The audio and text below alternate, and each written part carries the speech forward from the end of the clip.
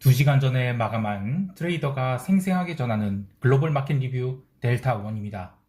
우리 시장은 갭 상승 후 달려서 종합주가지수 2200선을 회복해서 마감을 했고, 글로벌 시장은, 특히 유럽 시장은 3%가 넘는 대폭등으로 마감을 하였습니다. 달러 인덱스는 무려 마이너스 1.3% 부러지면서 유로화는 패리티를 회복하였는데요. 뭔가 시장이 잘 풀려가고 있는 것처럼 보이죠. 하지만 2%가 아닌 한 20%쯤 부족하게 느껴지는 시장, 현재의 시장 상승을 어떻게 바라보고 있는지, 그리고 대응 전략은 무엇인지 이야기해 보겠습니다. 먼저 아시아 세션 갑니다. 코스피 선물은 286이라는 아주 애매한 위치에서 갭상승 출발을 했는데요. 처음에는 방향성을 찾지 못하다가 일본 시장에 강력한 매수세가 들어오고, 또 나스닥 선물도 강세를 보이고 전반적으로 훈풍이 부는 상황에서 우리 시장도 외국인이 선물 매수가 돌아오면서 상승이 시작되었습니다. 하지만 외국인들이 현 선물 매수는 기존 숏 포지션을 걷어내는 정도였다고 볼 수 있겠는데요. 오늘 하루만 선물 미결제 약정이 4,669계약가량 감소를 하면서 누적 미결제 약정이 드디어 35만 계약 이하의 수준으로 내려갔습니다. 그런데 이것은 지난 9월 28일에 시장이 마지막 언더슈팅을 줄 때의 선물 매도가 청산된 것이지 시장을 아직 위로 돌았다고 볼 수는 없는 수치입니다. 또한 방금 마감한 야간 선물이 294선 근처까지 올라왔지만 이 또한 지난 26일이 그 갭 다운 출발 자리까지 올라온 것에 불과하죠. 즉 시장이 나름 바닥을 찍고 올라왔다 하더라도 추가 상승이 나오기까지는 여러 가지 해결해야 될 과제들이 남아있다고 할 수 있겠습니다. 가장 큰 과제는 어마어마한 양이 개인 콜옵션 누적 매수 미결제 약정을 어떻게 극복하고 올라갈 것인가입니다. 이제 시장은 옵션 만기 2주차에 들어섰기 때문에 본격적으로 시간 가치가 갈려나가고 있죠. 오늘도 오전 2시간 동안 시세가 290선까지 나온 뒤 나머지 시간 동안은 시장이 아주 징그러운 횡보를 해버렸어요.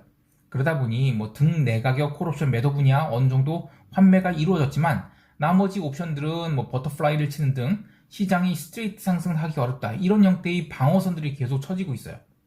두 번째 과제는 시장이 이 포모 매수를 할 거냐 이겁니다. 이따 총평 때 구체적으로 이야기를 하겠지만 4분기 시작 후 시장은 이 비워둔 곳간을 뭐가 됐든 닥친 대로 일단 채우고 있다, 이렇게 보고 있어요. 하지만 경제 지표가 살살 망가져 갖고 있는 상황에서 과연 이 포모를 일으킬 수준까지 시장이 상승할 것인가? 이 부분은 아직도 의문이 있습니다. 아직 그 CPI 악몽이 아직 한 달이 지나지 않았죠. 자, 그런데 오늘 시장이 오른 것을 삼성전자, SK하이닉스 등의 반도체 주식을 포함해서 주요 대형주의 인덱스 매수가 들어왔기 때문에 올랐다, 이렇게 보고 있는데, 하지만 네이버랑 카카오는 아무리 개별 종목 이슈라 하더라도 마이너스 8.79% 그리고 마이너스 2% 이런 하락이 나왔어요. 이거는 우리 시장에 지금 돈이 안 들어오고 있어요. 그래서 그런 상황에서 지수 상승을 따라가려고 하면 어쩔 수 없이 못난이들을 또 패서 현금을 확보해야 된다는 뜻이에요.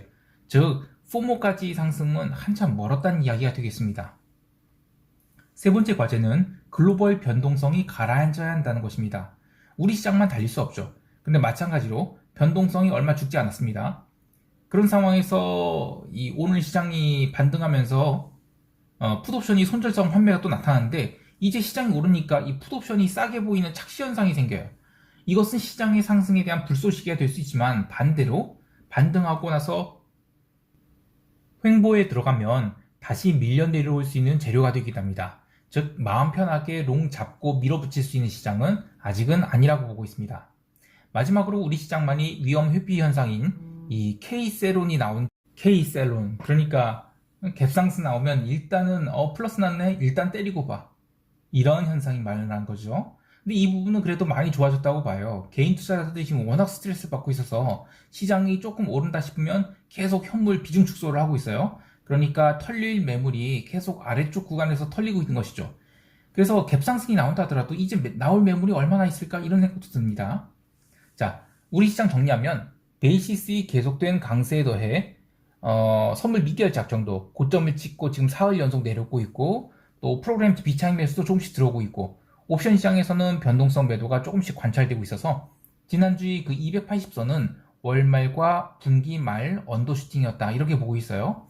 저는 기존 선물 매수는 계속 홀딩하고 있고, 그 280을 깨지 못해서 선물 매수 물타기를 안 했어요. 근데 그 그 아래 구간에서는 그래도 콜옵션 매수를 좀 했거든요. 이거를 290 구간에서 버터를 쳐놨어요. 그래서는 가장 이상적인 것은 290에서 295 사이로 아주 점진적 상승하는 거, 이게 가장 뭐 좋은데, 아직은 저는 본격적인 상승으로 전환을 보진 않습니다. 그래서 저는 그냥 이번 물은 적절한 반등이 나오는 것, 요 정도만 기대하고 있어요. 이제 유럽 세션 넘어갈게요.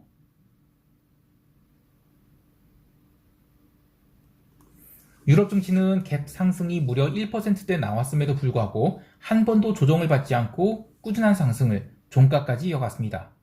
언론에서는 이 페드 피봇에 베팅해서 급등이 나왔다 이렇게 얘기하는데, 트레이더의 관점에서는 그런 것보다는 지난 3분기 말에 여러 가지 이유로 모든 자산들이 이 오버솔드 됐어요. 그래서 4분기 시작되면서 일단 어느 정도는 이 계좌에 좀 담아놓고 시작되지 않겠나, 뭐 이런 생각이 들면서 인덱스 매수가 들어와서 시장이 올랐다 이렇게 보고 있습니다.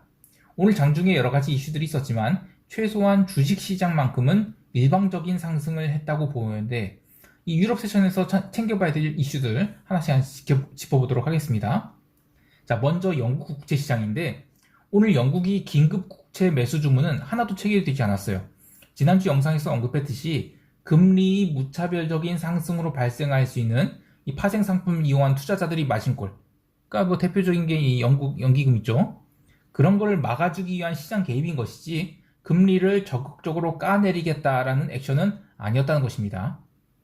채권을 비싸게 사주지 않겠다는 것은 이달 중순까지 예정되어 있던 이 긴급 채권 매입 프로그램, 이거 끝나면 시장이 돌변할 수 있는 그런 가능성을 남겨두고 있어요. 근데 어쨌든 당장은 시장이 안정을 찾고 있다 이렇게 봐야 되겠습니다. 자, 두 번째 중요한 이슈는 유로화가 페리티를 회복했다는 것입니다. 그러면서 대부분이 비달러 바스켓들이 올랐는데요. 다만 이 오지 달러는 생각보다 회복이 적었어요. 어제 그 RBA가 기대와는 달리 50bp 인상 대신 25bp를 선택했죠. 그래서 오지 달러가 일시적으로 좀 많이 밀리기도 했습니다. 자, 그런데 트레이드 관점에서는 이러한 액션에 시장이 어떻게 반응했는가, 그러니까 상위 트렌드가 무엇인가를 보는 것이 중요합니다. 장중에 오지 달러는 비달러 바스켓이 계속 강세를 보인 동안 상단이 막혀있는 흐름을 보여줬지만 반대로 금리 인상을 25bp밖에 안 했는데도 하락이 제한적이었어요. 그러니까 이것은 금리 인상 수준이 기대에 못 미친다 하더라도 비달러의 강세라는 게 더 상위 트렌드이고, 따라서 이러한 하루짜리 이슈가 지나간다 그러면 다음날은 오지 달러가 더욱더 강하게 튀어오를 수 있는 그런 트레이딩 아이디어로 연결되게 됩니다.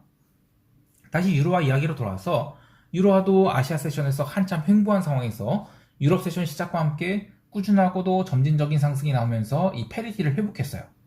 유로화의 페리티 회복은 3분기까지 이 크라우디드 트레이딩이었던 비달러 바스켓 뭐 닥치고 매도, 이거를 일단 걷어냈다라는 정도에 초점을 맞추고 보고 있어요. 뭐 졸지가 안 나와서 달러가 꺾였다? 뭐 그런 건 진짜 아니고요. 또 연준이 피봇? 그런 것도 아니고 그냥 4분기 판을 새로 짠다 이렇게 보고 있습니다. 세 번째 중요한 이슈는 유가가 레벨업을 이어가서 이제 브렌트는 97.76달러, 그리고 텍사스 기름도 86달러 선에 91.76달러거든요. 아이고. 텍사스 기름도 86달러 선에 안착을 했다는 것입니다. 뉴스가 나오기 전에 이미 상승 추세를 타고 있던 상황에서 오펙 플러스가 산유량 기준선을 일평균 200만 배럴만큼 낮추겠다, 이런 것을 검토한다는 소식과 함께 강하게 튀어올라서 3.46% 상승을 마감했는데, 이 오펙 이슈는 지난주 후반부터 계속 써먹었던 뉴스예요. 정작 내일 이제는 수요일에 이제 오펙 미팅이 있으면 보통 한 8시쯤에 시작을 해서 뭐 회의가 잘 끝나면 15분 만에 끝나버려요. 15분 아니 한 30분 만에. 근데 좀 길어지면 2시간 더 가죠. 그래서 오펙 미팅 이후에 시장이 어떻게 반응할지 모르겠는데, 혹시 그때 이 한국을 따라서 K세론이 나오지 않을까 이런 생각도 듭니다. 근데 어쨌든 여기서는 하루 정도는 더 슈팅이 나올 것 같아요. 슈팅이 나오면 오펙 재료는 재료로서는 소멸될 것으로 보고 있습니다. 마지막으로 이제 커머디티 중 구리가 어제 참 속을 썩였어요. 유럽 세션 초반에 뭐 2% 넘게 상승했던 것을 다 때려박고 미국 세션 시작할 때까지는 보합으로 밀어놓기도 했죠.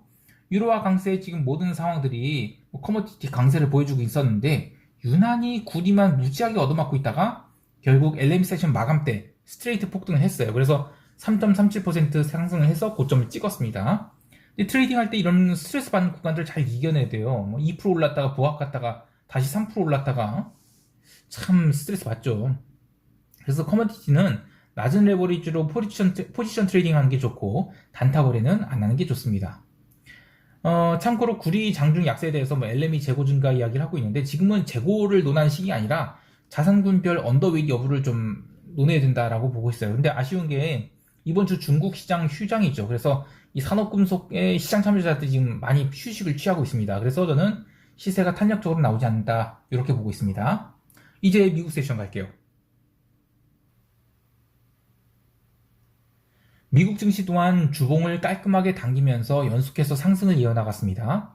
거래량도 늘어난 상황에서 이 갭 상승한 시장은 개장과 함께 빠르게 달려서 11,675선까지 나스닥이 올라왔는데 이후 한동안 재미없는 시장 흐름을 보이다가 기술적 조정을 주면서 11,500선 초반까지 내려오기도 했습니다.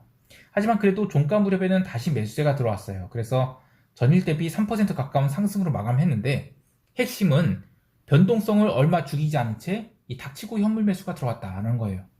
개별 종목을 보면 뭐 어디 하나 못난이가 없이 몽땅 파란색입니다. 이런 날이 있을까 싶을 정도로 이제 모두 올랐어요. 이게 그 S&P 500 긱스인데 전부 다 파란색, 전부 다. 이런 날 진짜 드문데 말이죠. 자, 어쨌든 챙겨봐야 될 게 있습니다. 인수설이 재점화된 트위터 뭐 22% 상승한 거 이런 건 논외대로 하더라도 금융주도 한 4%대 올랐지, 뭐 에너지 주식도 5%대 상승, 그리고 잡주들도 저도 막 폭등이 나왔습니다. 자, 그런데 테슬라는 약간 미스예요. 뭐냐면 오전 장만 해도 테슬라는 인덱스 매수와 함께 같이 올랐어요. 근데 새벽 1시 이후에 테슬라가 눌리기 시작했죠. 이게 지수의 중간 조정을 가져온 역할을 했는데 테슬라의 조정 이유가 뭐 트위터 재인수설 때문이라 하지만 지금 뉴스가 중요한 게 아니라 뉴스에 대한 시장의 반응이 중요합니다. 테슬라는 장중에 6%까지 상승을 했다가 이 소식이 전해지면서 장중에 전일 저점권까지 밀렸어요. 그러니까 전체 인덱스 매수가 들어오는 상황이라 하더라도 개별 종목 단에서는 이슈에 의해서든 뭐였든 간에 매도 압력이 여전하다는 것. 그러니까 이번 반등이 주도주는 테슬라가 아니다라는 생각도 듭니다. 오른 종목들 보면 뭐 그동안에 숏이 대량으로 쌓였던 종목들 뭐 그런 종목들 말고도 뭐 인덱스 종목이 됐든 뭐 닥치고 매수가 들어왔어요. 이거는 월초와 분기초 자금 집행 끝나면 그 다음에 이제 옥석가리기가 진행되겠죠. 근데 그때 대형주가 밀리는지 아니면 뭐 인덱스를 굳이 신경 안 써도 되는 중소형주가 밀리는지를 잘 봐야 되겠습니다. 마지막으로 변동성을 보면 시장이 3% 가까이 상승을 하는데도 불구하고 변동성은 거의 죽질 않았어요. 그리고 좀 더 냉정하게 관찰해보면 9월 중순 이후로 시장은 언더슈팅을 주면서 확장 삼각형이 추세 하락 전환 패턴을 만들려는 텐데 어제 오늘이 상승이 워낙 빠르고 이제 갑자기 나오다 보니까 확장 삼각형이 상단에 한 번에 도달한 거예요. 근데 여기서 상승이 더 나오려면 모멘텀이 필요하죠. 아니면 일시적인 변동성이 뭐 장중 변동성은 나올 수 있습니다. 근데 그동안 이제 워낙 콜옵션이 저평가돼서 콜옵션 매도자들이 환매와 함께 풋옵션이 이익 실현 나오지 않았죠. 그래서 변동성은 거의 빠지지 않았다라고 볼 수 있는데 이렇게 되면 진성 상승은 아직 멀었다고 볼 수 있겠습니다. 따라서 지금은 아무리 시장이 올랐다 해도 뭐 피봇 이런 걸 논하기보다는 일단은 고점 형성하고 바닥을 재확인하는 과정이 좀 필요하다 이렇게 보고 있습니다. 이제 시장 총평하면서 대응 전략 이야기할게요.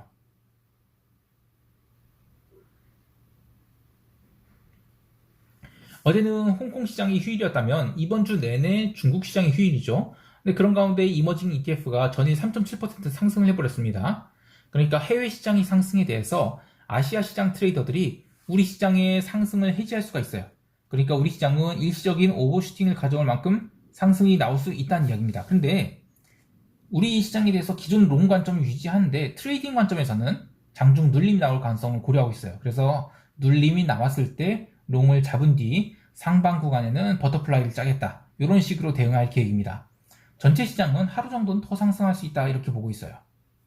해외 시장에 대해서는 이탈리아 국제 매도 포지션 지금 많이 물린 채 홀딩 중이죠. 하루 정도 더 지켜보고 매도를 더 쌓을지를 좀 판단하겠습니다. 사실 이 페드 피봇에 베팅하는 것이라면 주식이 더 세게 올라야 돼 있고 채권은 좀 덜 오르는 게 맞다고 봅니다. 그래서 지금 이 채권 강세는 그냥 월초, 분기초 자산 담는 과정에서 나타나는 현상 이렇게 보고 있는데요. 근데 정작 어제 유럽 국채만 조금 상승했을 뿐 미국 국채는 거의 오르지 못했어요.